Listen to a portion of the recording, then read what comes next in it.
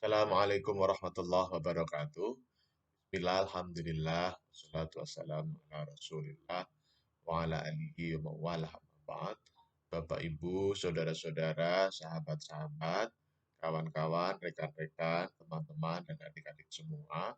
Alhamdulillah kita bisa bertemu kembali dalam Ainur Rafiq Dawam Channel untuk edisi yang ke-193 ini. Kita ingin melanjutkan pengenalan kita dalam hal analisis kebijakan. Sebagaimana disampaikan di edisi sebelumnya bahwa eh, kebijakan publik itu merupakan eh, miniatur dari kondisi sebuah negara. Semakin baik kebijakan publik yang diambil oleh pemerintah, oleh policy maker, atau oleh para pimpinan, eh, itu akan berarti negara tersebut atau pemerintahan tersebut atau kelolanya adalah lebih baik. Demikian juga sebuah negara ketika eh, kebijakan publiknya itu dilakukan dengan yang baik, maka tata kelola dari pemerintahan tersebut bisa dikatakan kurang baik. Nah, di dalam kebijakan publik dipastikan eh, dalam menentukan dalam menentukan kebijakan publik yang dipilih atau yang diimplementasikan itu harus didahului dengan analisis kebijakan. Nah, analisis kebijakan inilah yang kemudian memunculkan kebijakan berbasis eviden atau berbasis riset. Nah, oleh karena itu, kebijakan publik itu dalam hal ini ada dua model. Yang pertama adalah messy policy atau chaotic atau messy policy, yaitu kebijakan yang kacau dan amburadul. Kemudian yang kedua adalah rational policy atau kebijakan yang rasional karena ini berbasis riset atau berbasis eviden dari riset tersebut. Nah, sekarang setelah kita mengetahui bahwa kebijakan publik yang harus yang untuk mengambil kebijakan publik itu perlu dilakukan riset atau istilahnya masuk pada rational policy, ini dalam prakteknya untuk atau hasil dari analisis kebijakan itu ada tiga jenis ya, ada tiga jenis. Artinya ada tiga jenis atau tiga bentuk hasil analisis kebijakan, hasil analisis terhadap sebuah kebijakan. Makanya di sini kita kenal dengan istilah tiga bentuk policy, tiga bentuk kebijakan. Padahal sebenarnya adalah tiga bentuk hasil analisis sebuah kebijakan. Nah, eh, para ahli analisis kebijakan atau para ahli kebijakan publik itu membagi bentuk hasil analisis kebijakan itu ada tiga bentuk atau tiga jenis. Yang pertama adalah policy paper, policy paper atau kebijakan yang berbentuk makalah. Yang kedua adalah policy brief atau yang kita kenal dengan istilah kertas kebijakan. Dan yang terakhir adalah uh, memo policy atau policy memo. Ya. Jadi yang pertama adalah policy paper, kemudian policy brief, dan yang ketiga adalah policy memo. Nah, di sini memang secara fisik ini policy memo atau memo kebijakan itu memang yang paling sederhana. Kemudian yang lebih kompleks itu namanya adalah policy brief, dan yang sangat kompleks itu dikenal dengan istilah policy paper.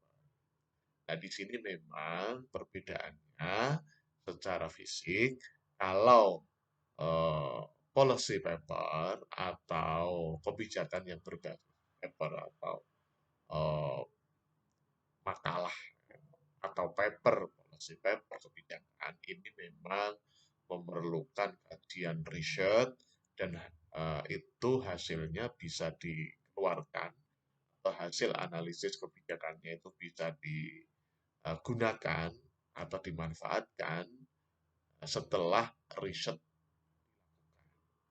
Artinya ketika riset terhadap kebijakan itu belum selesai, maka policy paper ini belum bisa dianggap selesai, atau belum, atau dianggap belum selesai.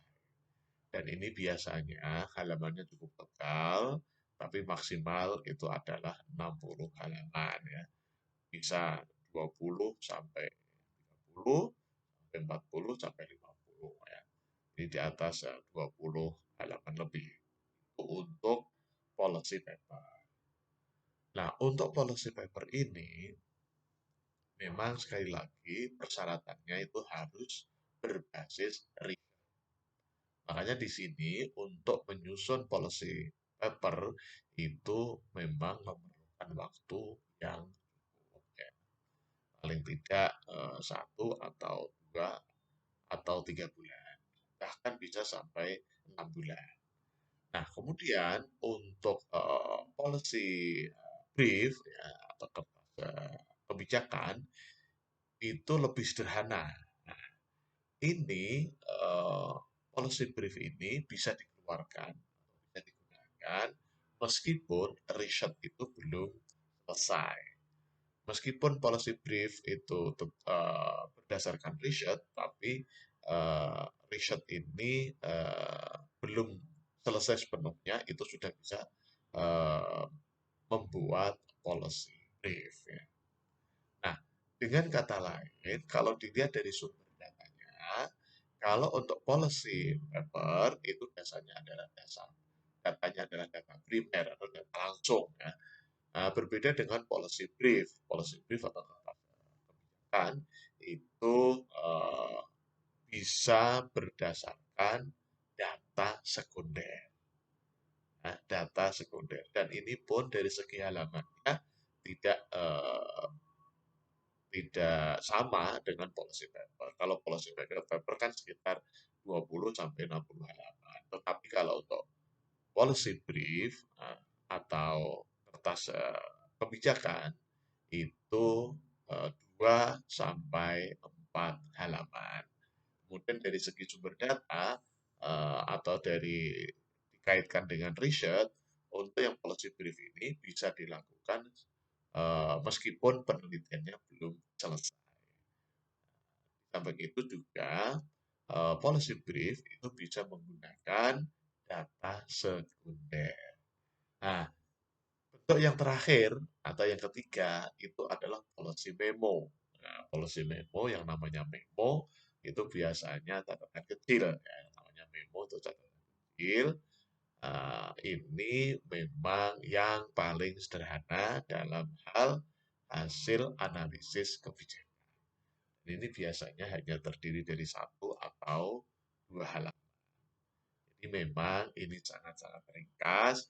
Meskipun demikian, isinya tetap memenuhi kriteria-kriteria ilmiah, kriteria ilmiah atau berdasarkan evidence.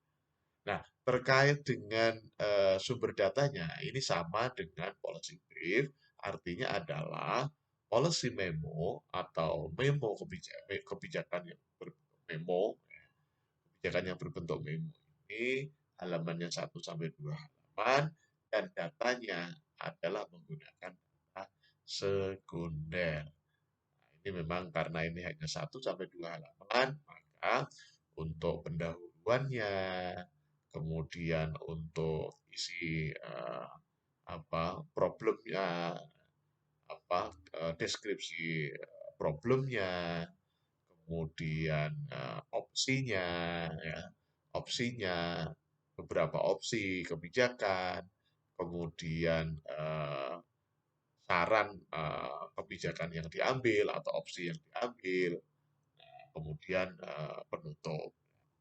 Di sini memang sangat sederhana karena namanya juga policy memo. Namun demikian, ini tetap harus berdasarkan hasil riset, meskipun riset itu belum selesai.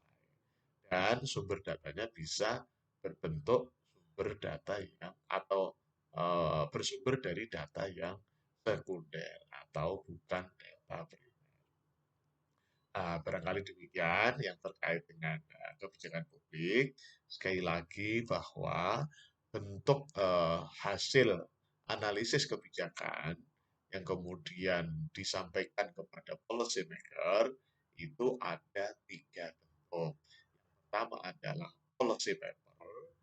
Ini yang sangat baik karena ini halamannya antara 20 sampai 60 halaman, jadi cukup banyak ya, cukup banyak. Kemudian ini boleh dipakai atau dianggap selesai ketika risetnya memang benar-benar sudah selesai. Perhatikan di sini bahwa untuk policy paper ini data yang digunakan adalah data primer ya, bukan data sekunder. Memang kalau di dalam risetnya bisa juga menggunakan data sekunder, namun demikian tetap harus dicek harus diverifikasi, harus divalidasi apakah data sekunder tersebut benar atau tidak. Makanya memang untuk policy paper ini dasar atau sumber data itu adalah sumber data yang primer ya, bukan sekunder. Kemudian yang kedua adalah bentuk policy brief atau kertas kebijakan. Ini sekitar 2 sampai 4 halaman.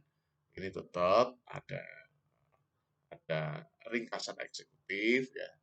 Jadi untuk yang policy paper itu ada ringkasan eksekutif ya. Kemudian untuk policy brief ini juga ada ringkasan eksekutif. Kemudian berikutnya terkait dengan analisis ya, atau isi dari kebijakan itu seperti apa, kemudian opsi kebijakan seperti apa, kemudian rekomendasi kebijakan seperti apa, kemudian rencana implementasinya seperti apa, dan kemudian apa istilahnya adalah penutup, ya, penutup atau rekomendasi, penutup atau kesimpulan. Itu untuk policy brief. Kemudian untuk policy memo, karena memang ini adalah 1 sampai 2 halaman, ini tidak memerlukan adanya executive summary atau ringkasan eksekutif. Karena ini memang hanya 1 sampai 2 halaman, maka ini langsung to the point dan sumber datanya boleh data sekunder. Barangkali demikian, kita ucapkan tagline kita, sukses di dunia, bahagia di dunia. Sukses di akhirat, bahagia di akhirat. Amin, amin, amin. Terima kasih. Assalamualaikum warahmatullahi wabarakatuh.